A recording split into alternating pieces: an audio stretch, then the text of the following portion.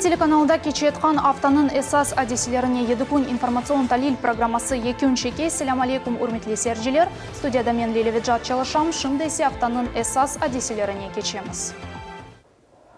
Русияның тыш ішлер назары Сергей Лавров Белый дом идаресінде кечкен көрішівде Америка Қошма Штатларының президенті Дональд Трамп ве девлет кетібі Рекс Тиллерсон или халқара мейданда Москва ве Вашингтон арасындаки ишбірлікні музыкере етті.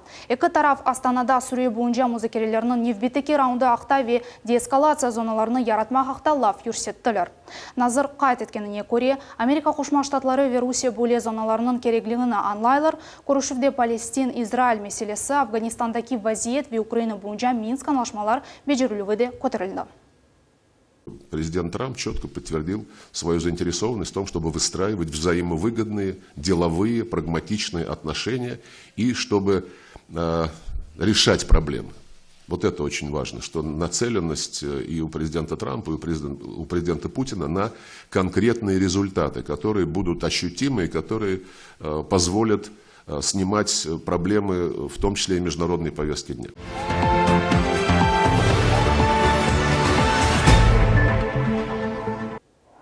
Қырымда 9 майыс күні тантаналы шекілде Эрбі районында қайт етілді. Ақмежетте есе ilk сефер арби парад тешкіл олынды. Ве әлбетеке әр заман олғаны Анненевей бессмертный полк акциясы да олып кечті. Мерасимлерде бинлерде бізім ватандашларымыз іштирак етті. Бұтын тafsilatlар бізім мақсус левхамызда.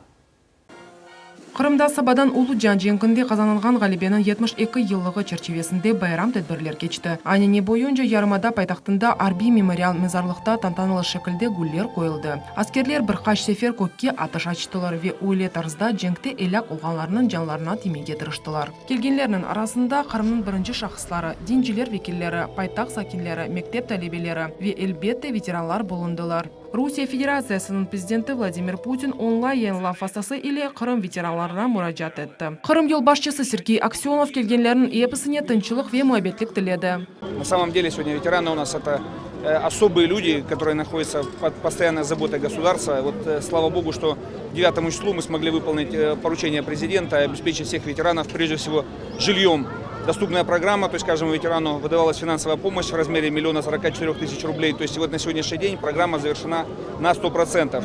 Ветераны имеют у нас самые большие льготы, это скидки на жилищно-коммунальное хозяйство, на проезд в общественном транспорте и так далее. То есть на сегодняшний день они пользуются уважением, вниманием. Улу Джанженкінде бұйы Ғалибе шерифесіне Ахмеджет секенлері бинлерінен бүгінгі мерасимде іштирак етіп, Кирова соқақында жанлы коридор яраттылар. Олар Ғалибе күніні яқынлаштырған әрбір инсанға миннетдарлық білдірділер. Хайырлап сөзлеріне Қырым парламентінің басшы Владимир Константинов да қошылды. Хочу сказать, что очень здорово, что народ не утратил вот этой важности этого праздника. Все происходит с очень большим масштабом. Это очень важно. Вовлекаются дети, школьники. Все понимают, что такое День Победы. Кто-то меньше знает историю, кто-то больше, не имеет значения. Все понимают важность этого праздника. Меркези мейданда истегенлер Совет бірлігі қарамаларының адларындан тізілген стендіні көре білелер. Мұнда қарамаларының фотосуреті, емді жесаретлік yolu ақында малюматны тапмақ мүмкін. Қырым парламентінің вице-спикері Ремзи Ильясов өз нөвбетінде қайт етті ки, Ғалибе оғырында чешет миллеттер векиллері жеңгілештілер. Оларының арасында әлбетті Қырым татарлар да олды. Улу байрам мүмкін айтмаға, чөнки фашист күчлеріні біз ендік, епіміз, Совет Үкіметте yaşаған чеш түрлі миллетлер, hepsi ayakқа тұрып, женге кеттілер. Ve олардың арасында да çok қараманлар, Қырым татарлар oldu. Ve мен шынчықта айланып çıktım.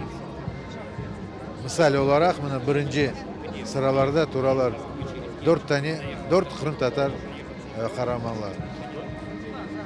Мен белесем, bu bayram bizge de bağlı. Milletімізге қайырлы olsun, женг olmasın, тынчылық olsun. Бұл yılı sakinlerini ve paytaxtımızın musafirlerini Arbi paradının büyüklüğü ayrette kaldırdı. Birinci sefer Kırım'ın paytaxtında Arbi yürüyüş ötkerildi. Mında 40 Arbi maşına ve 1000 Arbi iştirak etti.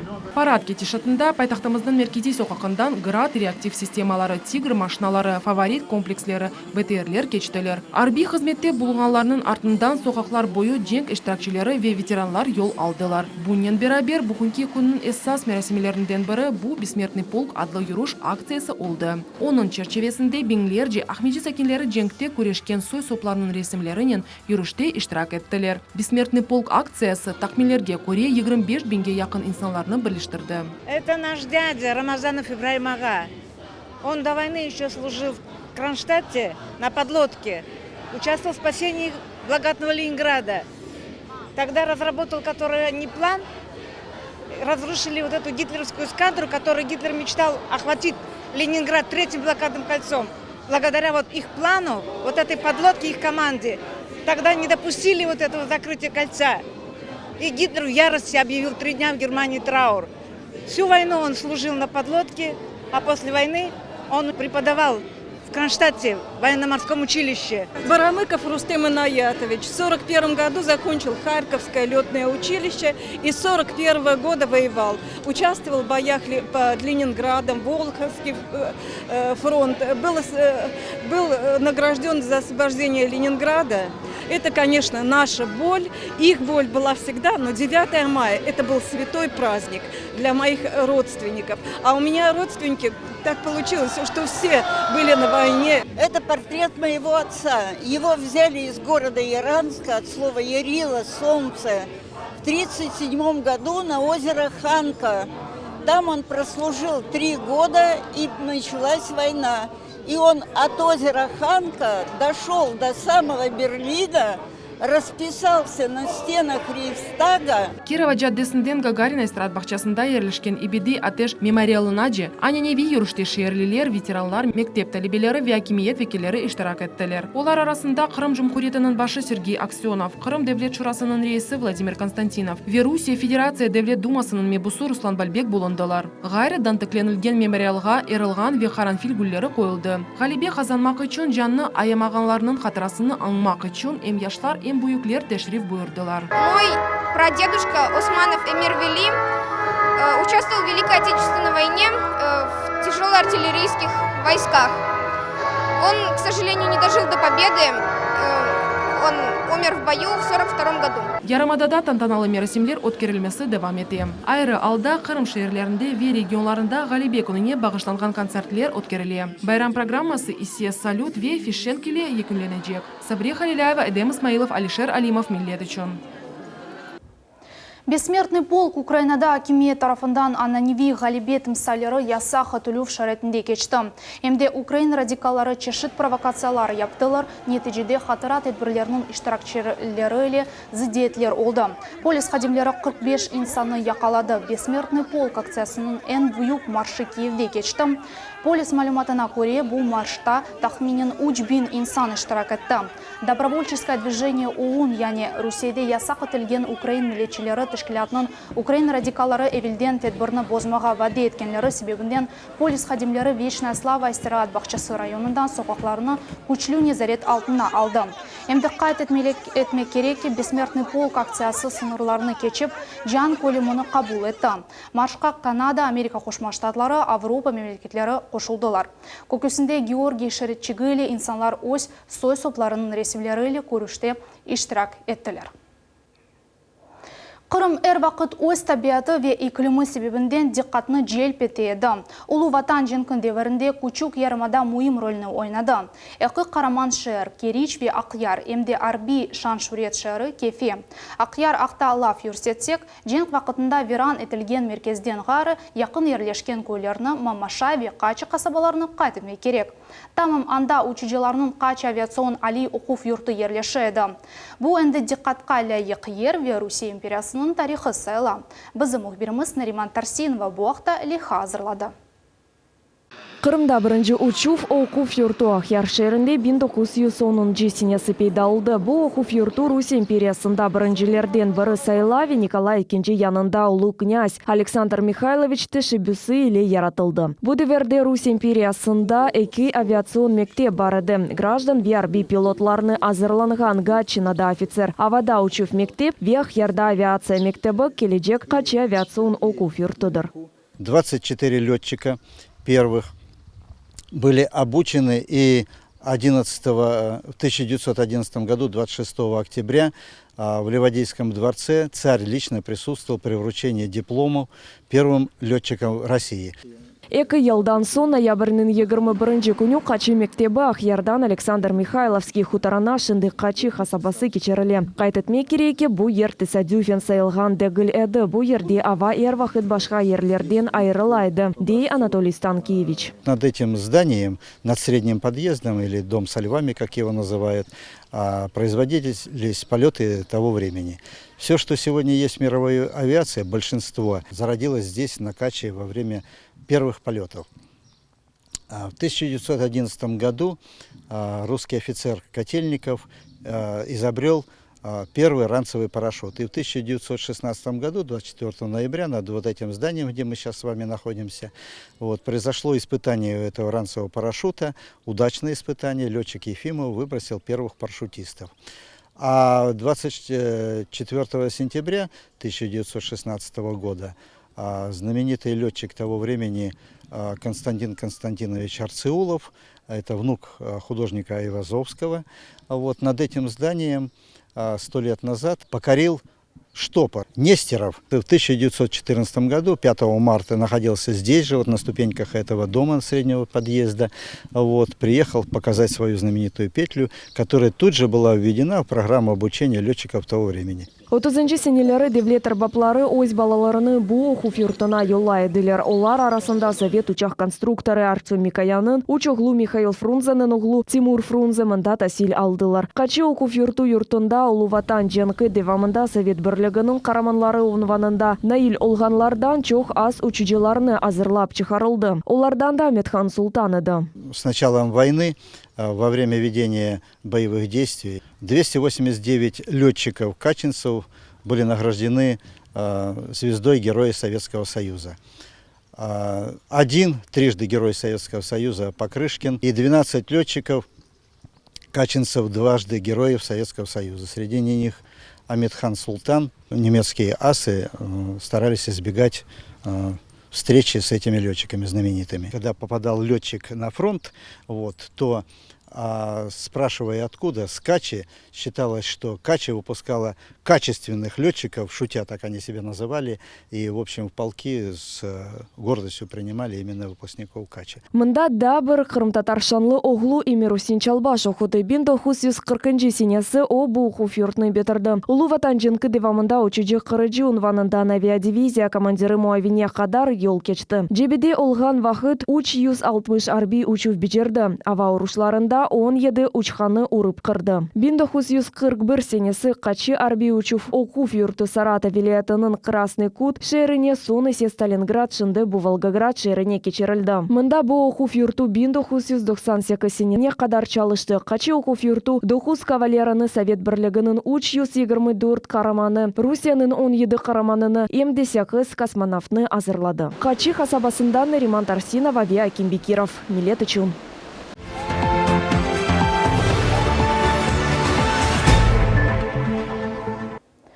Қырым инкишафы Турки фонның ачуы мирасымы Анкарада олып кечті.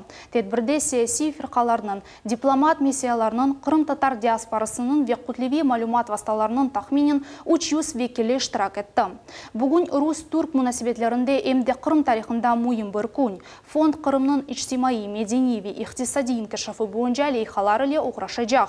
Біздің фікірімізде Түркия Русия Федерация кеметі тарафындан медени мұхтариет яратылуы қол тұтмақ керек, деді деді фонд тесісші Түркияның Қырым-Татар медени бірлешмелері Федерациясының рейсі Унвер Сель.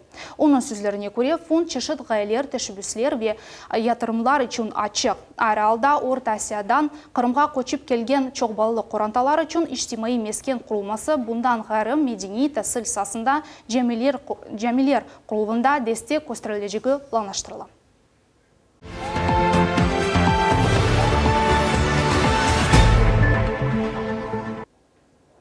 Москва Ақмежит арасында видеокупюр шекелінде Қырым Жұмхурия Девлет Шурасының рейсі Владимир Константиновның «Пройти свой путь» адлы китабының презентация олып кешті. Китапның темелінде 2013 сенеден 18 март айының 2014 сенесі қадар Қырымда, Русияде ве Украинада юз берген вақалар кірді. Китапта оқучыларының кеніш дәресіне белі олмаған фото, ресімлер, весиқалар басылды. «Пройти свой путь» адлы китапның муэллифі Қырым Жұмхурия Девлет Шурасының рейсі Владимир Константинов білдірді ки, китап язмақ ғайысы 2015 сененің башында пейда олды. Муэллиф Қырым баарынан ең муйым ве тарихи вақияларыны қайдетмеге істеді. Я взял на себя инициативу написания этой книги для того, чтобы постараться, так сказать, концентрированно сформировать основную мысль, основную идею, которая толкала крымчан на референдум. Китапның эсас қиметлерінден бірі 2014 сененің март 16-сында қануни референдум кечкені ақта ашық айдын малюмат олмасыдыр. Бөле фікірні Қырым Жұмхуриет Назирлер Шурасының рейс муавины Русия Федерация президенті огюнде Қырым Жұмхуриетінің даими темсілжісі Георгий Мурадов білдірді. Здесь содержатся самые твердые и ясные подтверждения легитимности референдума в Крыму и выбора крымчан в пользу того, чтобы воссоединиться с Россией. И это и является четким и ясным ответом на различного рода выкрики в наш адрес. Русия Федерациясының Девлет Думами бұсы Руслан Бальбек қайдетті ки, бұл китап темелі иш, емиетлі весиқалы ве тарихи малюмат. Қырым бары тәшкілетчіларының бірысы тәслім еткен вақияларнен ве чоқ весиқаларнен танышмақ мүмкін. Действительно, пойдя за своими лидерами Крымской весны, сумели организоваться и обеспечить легитимность тех процессуальных решений, которые обеспечили юридическую чистоту возвращения Крыма в Россию. Действительно, в этой книге мы видим и ссылки на документы, и те решения, которые принимались командным путем. Конечно же, впервые я считаю, что правдивая дана оценка лидерам Крымской весны, без которых бы не было бы тех вот решений стремительных, быстрых, юридически выверенных. Русия Федерациясы президентінің мислятчысы Сергей Глазев қайдетті ки, пройти свой путь адлы китап тарихи сияси жерьянның бір қысымына чевірілежек. Я думаю, что она найдет своего читателя через 10 и через 15 лет и будет одним из кирпичей, фундамент легитимности процесса воссоединения Крыма с Россией.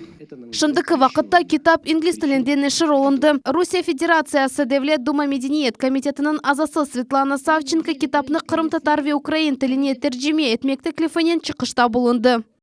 Фундаментальные действительно воспоминания, может быть, кроме русского, английского, еще на украинском и на крымско-татарском. Знаете, для библиотеки Полтавы это тоже потом пригодится на украинском языке. Хатырлатамыз, Қырымда китапның тақдим етілігі Қырым Русияге қошылғанының 3 жылығы қайдетілген күні, яғни мартын 16-сында олып кечті. Султания Еситакаева, Дамир Якубов, Миллет үшін. Қарасу базар районында Ақмежиттен 37 километр ұзақлықта ресми шекілде Таврида yolының құрылжылығы башланды. Аман-аман 300 километр ұзақлықтаки магистраль yol ярмаданын эсас нұқталарына бағлайжақ. Бұ Ақмежит, Ақяр ве Қырым көпірідір. Бұ ерден Султания Еситакаева. Бүгін Таврида федераль yolының құрылжылығы башланғаны себебінден хатыра таш қойылуының тантаналы мирасимы кечті. Мирасимде Русия Федерациясының нақлие назиры Максим Соколов, Қырым Жұмхуриетінің башы Сергей Аксенов, федераль yol агентлігінің ребері Росавтодор Роман Старовойт ве Қырым Жұмхуриетінің нақлие назиры Анатолий Волков иштирак еттілер. Максим Соколов өз чықышында Қырымда Таврида yolының құрылы башланғаны Русияның нақлие инфраструктурасы үшін эмиетлі вақия олғаны ақта білдірді. Сроки строительства Тавриды будут сопряжены с темпами строительства Крымского моста, Керченского транспортного перехода. И уже в следующем году первый этап строительства этой дороги до непосредственно столицы республики города Симферополь будет завершен и введен в эксплуатацию. И новые 2 полосы движения будут обеспечивать все транспортные потоки. Ознев бетінде Сергей Аксенов Крым сәкинлеріні Таврида yolunun құружилығы башланмасы иле хайырлады ве қайдетті ки, құружилық ішлері федераль ве жемхури акимиет идарелерінен даими незаретте болуна. Yolunun құружилығы бүтін мемлекетіміздің вазифесідір. Шу себептен ішлер yüksek кейфиет иле бежеріліп, вақтында эксплуатацияға тапшырылacak.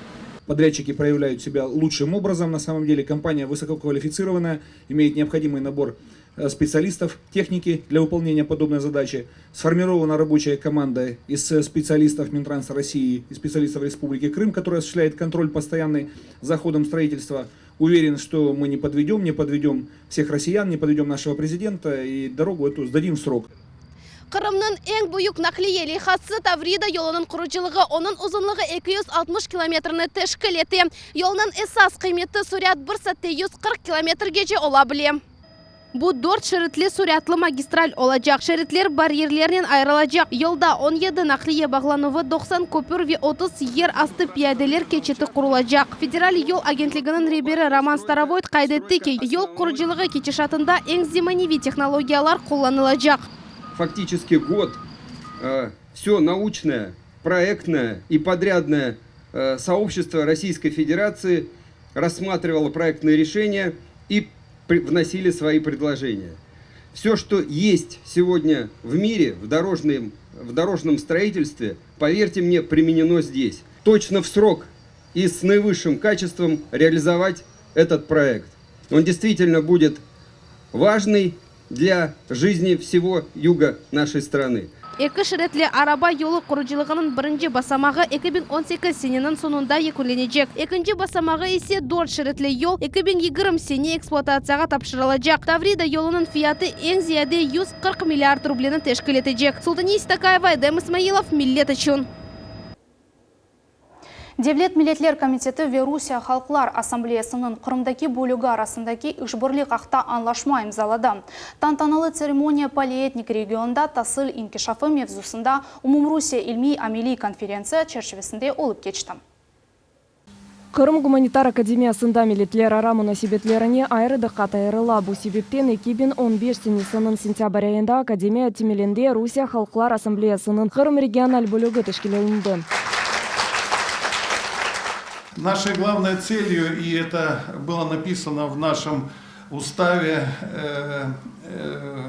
это налаживание диалога между людьми разных национальностей, которые проживают в Крыму. Крым – это такая маленькая планета, где живут люди разных национальностей. И наша самая главная задача, тех, кто живет и гордится нашим Крымом, самая главная задача – это мир на этой земле. Ошчық қышында Девлет Милетлер ара комитетінің рейсі қайтетті ки, ярымадамызда вазиетні бозмаға тырышқанларға бақмадан Қырым сәкендерінің бірлігі себебінден ярымаданның территориясында муабетлік ве барашықлық сақланыла. Вопросы межнациональных отношений в Крыму курирует лично Сергей Валерьевич Аксенов, глава республики. И это говорит о том, что сохраненный в Крыму нами всеми крымчанами мир стоит очень дорого, и та ответственность, которую взяло на себя сегодня правительство вместе с институтами гражданского общества, с нашими вузами, общественными организациями, в том, чтобы сохранить этот мир.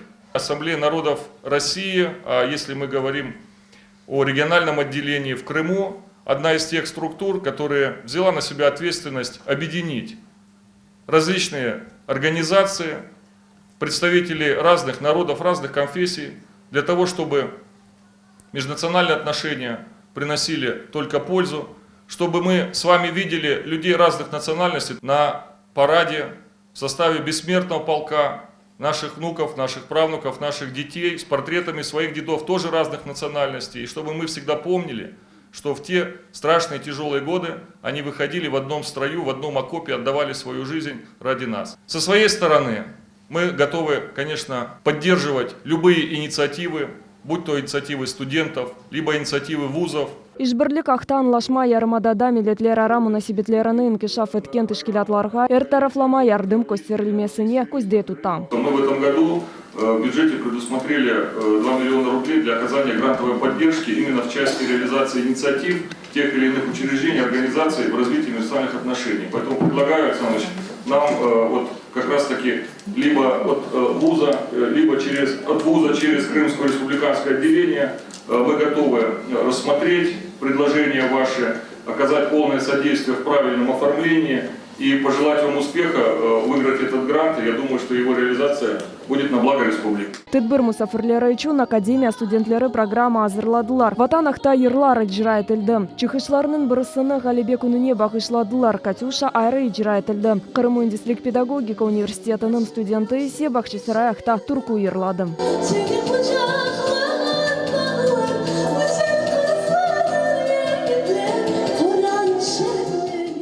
Ресми қысымдан сон конференция иштиракчылары регионымызда тәсил инкишаф этмесі ақта музыкереге кечірділер. Тедбірде Қырым Веруся Алиоху фиртларының өджалары иштирак еттелер. Нариман Тарсинова, Дмитрий Низовой, Милет үшін. Кечкен сенеден берлі девлет программы бойынша Қырымда реабилитирленген гражданлар үшін су, газ ve электрик бағыларға қошылмақ үшін тазминат айрыла. Бұл сене более төлевлер үшін миллион рублей пара айрылды. Сначала граждане должны осуществить необходимые процедуры, подготовить документацию, осуществить подключение, то есть оплатить из своих средств за подключение к сетям водоотведения, электро- и газоснабжения. Только после этого, значит, порядок предусматривает механизм компенсации в размере 50%. Не имеется в виду строительство самих сетей до точки подключения. Есть именно такое, скажем, такая составная часть общих затрат при подключении, которая так и называется «за подключение». И она определяется каждой ресурсоснабжающей организацией, в том числе в зависимости от региона проживания конкретного заявителя. Более төлевлер тек реабилитирленген гражданлар үшін шақсен реабилиштірілу фақта весиқаларыны әлде еткен инсанларға айыттыр. 50% тазминатны алмақ үшін гражданлар ерлі мемориетке ариза язып, керекли весиқалар или мураджат етмек кереклер. Копия паспорта, справка о составе семьи, выдана в установленном порядке по форме номер 9, копия справки о реабилитации, копия документа, подтверждающего право собственности на домовладение, копия договора с организацией, предоставляющей услуги по подключению сети водоотведения, газоснабжения или электроснабжения, оригиналы платежных документов, подтверждающих оплату расходов за подключение к сети водоотведения, газоснабжения или электроснабжения. Акт выполненных работ, составленной организацией, выполнившей подключение к сети водоотведения, газоснабжения или электроснабжения. И справка банковского учреждения о реквизитах счета, открытого на имя конкретного данного заявителя.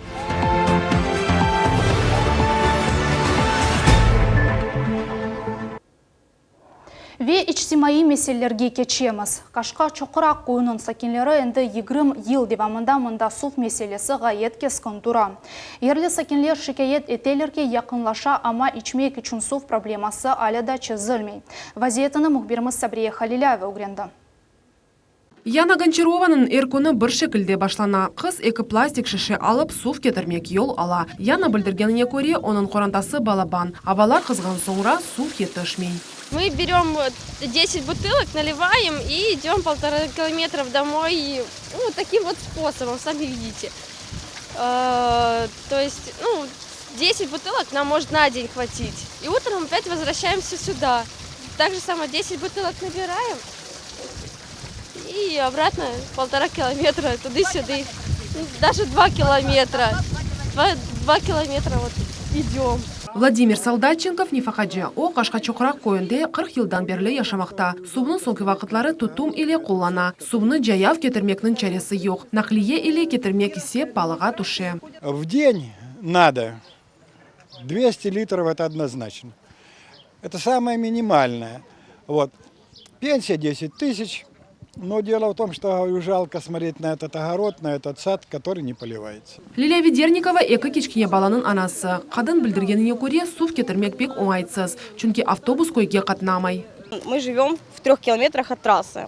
Я обращалась с этой проблемой письменно, чтобы нам выделили автобус. Автобус выделили, вот мне письменно написали, который проходит по трассе. То есть, а до трассы как нам доходить, это никого не интересует. Нефакажилар ось азбарларында бір шей сачып олмағанындан ғадапланалар. Надежда Трутникова флягалар сатып алды ве ось сойсопларына барып сув кетіре.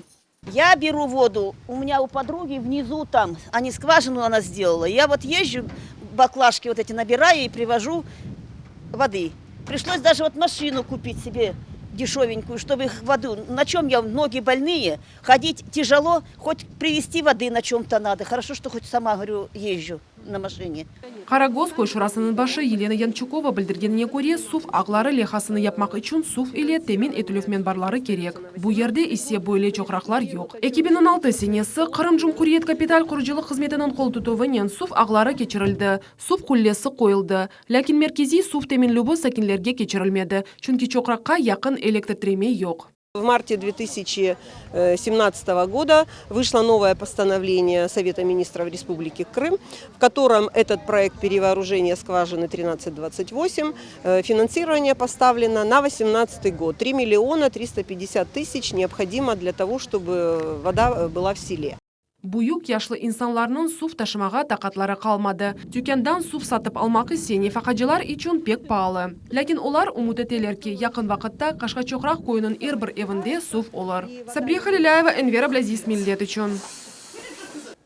Bundan gayrı hafta devamında da böyle mühim vakalar yüz verdi.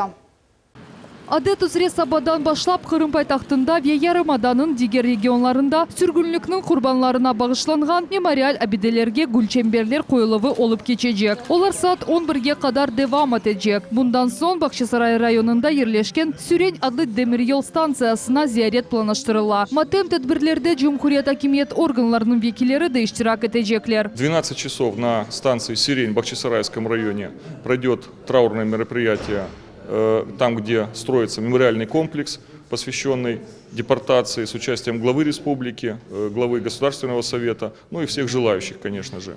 Также в этот же день, 18 мая, в час дня во всех мечетях Крыма, в других конфессиональных церквях пройдут молебны. Эрсене кечирилген юрегинде Атеш Ях адлы акция акшам саат 8-де Ленин адына мейданында кечирилежек. Кырым сакинлери ве мусафирлери сүргүнлүк курбанларынын катырасын анмак үчүн топланажаклар. Память о тех трагических днях, она останется, она будет уроком для того, чтобы никогда в истории Крыма больше это не повторилось. И мы, конечно, говорим, что сегодня в республике созданы все условия для возрождения реабилитированных президентом народов. И мы, конечно, для этого все делаем со стороны правительства, конечно же, будем делать. Топлашывдан соң Милетлер ара комитетінің рейсі Заур Смирнов кайдетті ки, билете векилері ile анлашма тізілді. Матем күнінің тәшкілі төлеві юксек севейді откерележек. В этот день мы проявляем особую бдительность, все крымчане, для того, чтобы траурные мероприятия проходили именно вот в формате без политики, без запугивания обоюдного, а были именно примером для того, чтобы все крымчане объединялись вокруг исторических вот таких трагических событий, ну и, конечно же, не сопровождались какими-то незаконными эксцессами.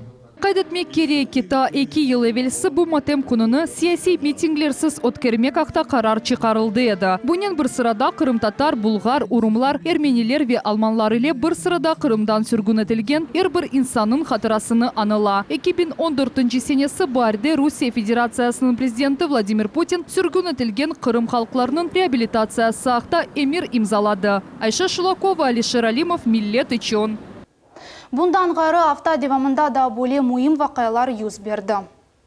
Күн тәртібінің эсас суали Тэквондо Федерациясының имае шурасының тәркібіні таздықламақтыр. Бөйлелікнен рейс вазифесіне Русия Федерация Девлет Думасының мебусы Руслан Бальбек сечілді. Было оказано мне большое, высокое доверие.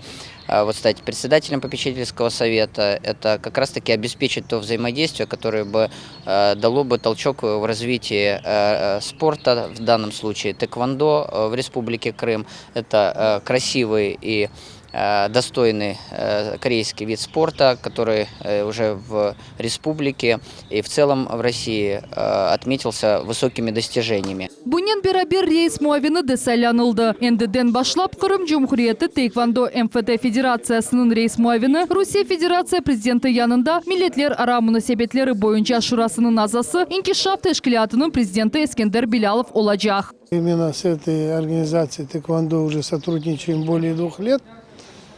У нас было несколько совместных программ. Именно общественная организация «Инкишаф» общества крымских татар, которую я возглавляю, мы помогали именно им в организации соревнований. Сегодня итог этой нашей совместной работы, они попросили, чтобы я вошел в попечительский совет.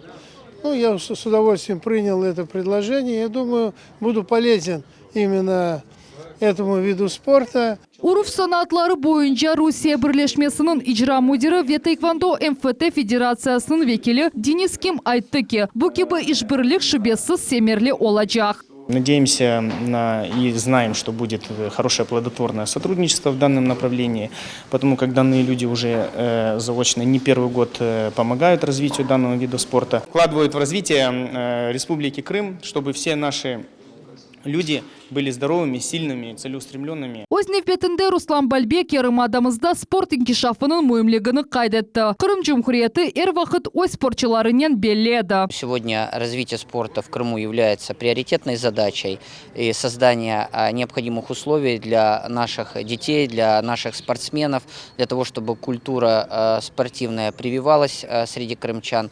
Конечно же, прилагаются все усилия и взаимодействие разных слоев общества, разных уровней, это в зависимости от социального статуса. То есть стараемся найти то взаимодействие, которое даст необходимый результат. Bugünkü günde Kırım Cumhuriyeti Taekwondo MFT Federasyası 13 seksiyonu kavrap ala. Onlar ise bütün yarımadamızga darqatıldı. Federatsiya çeşit yaşında olgan 300'den ziyade sportçı idman etti. Sultaniye Medjid, Ayşe Шулакова, Рамазан Аливапов, Millet için.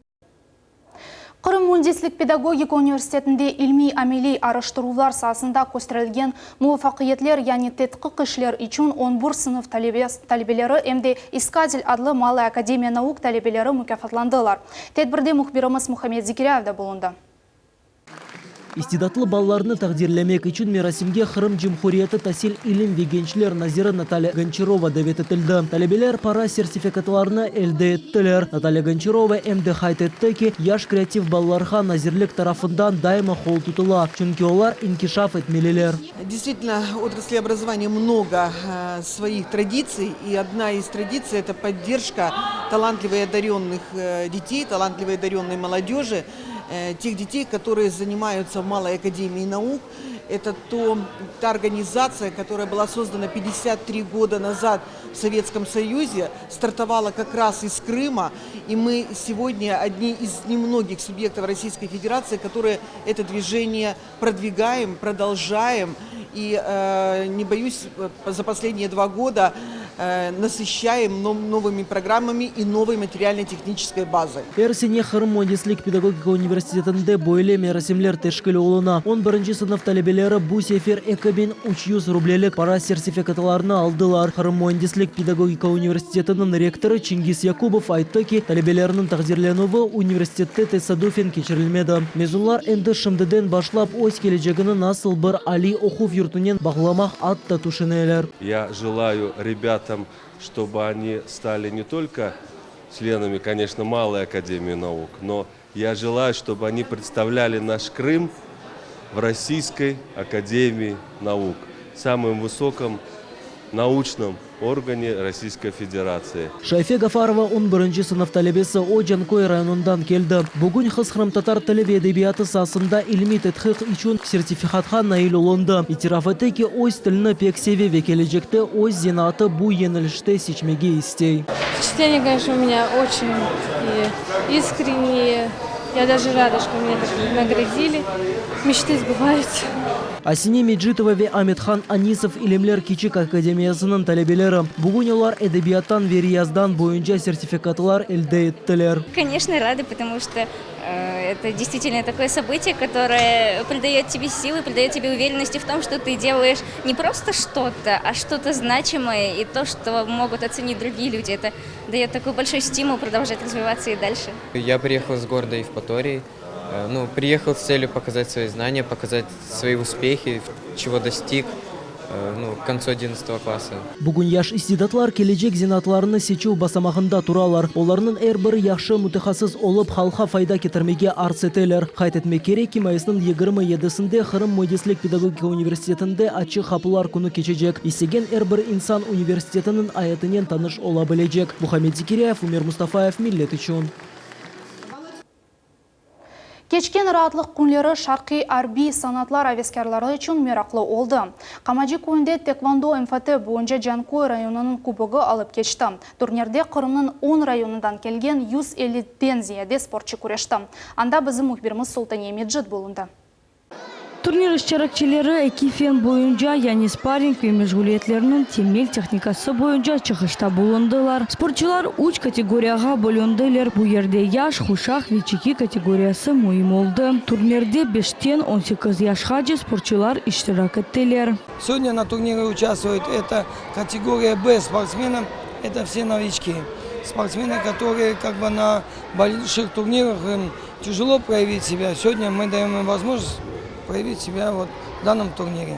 Эмиль Исмаилов бияз хушахның сайыбы о тэквондонин ярым ел девамында уғраша. Эмиль егрым еді чеки категориясында күрешті Вемасоги фенінде алтын медаль қазанды. Оның айтқанына көре, бұл турнир оның үшін пек мұйым, чүнкі оның мақсады бар. У меня есть цель, я хочу стать чемпионом России. Жанкой шерінде ве Жанкой районының тэквондо бойынша баш идманчысы спортчыларны турнирден сон не беклегені ақта тариф етті. На основании этого турнира будет заключаться сборная Джанкоя и Джанкойского района. Собираться для выезда на чемпионат Крыма.